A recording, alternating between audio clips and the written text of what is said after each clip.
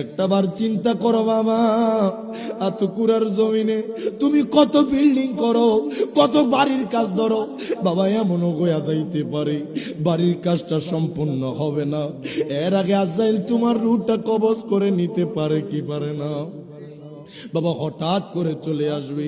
এখনকার দেশে সমাজে দেখা যায় বাবা 30 বছরের যুবক বাবা হার্ট অ্যাটাক করে মারা যায়।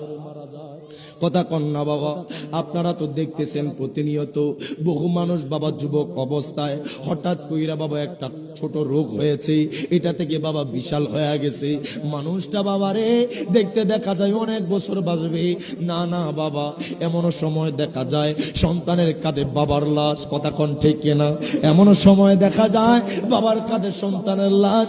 এই জন্য বলবো এত কোরআন মানুষ আর সময় নাই দুনিয়ার হেলায় পেলায় থাকা, আর সময় নাই দুনিয়ার রং তামাশায় থাকা।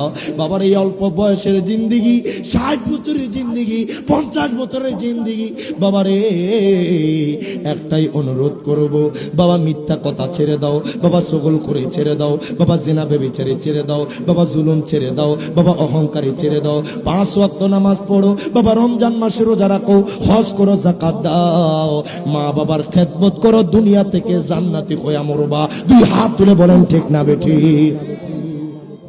আজকে আমরা বেশিরভাগই খারাপের সাথে লিপ্ত, কথা কন না বাবা।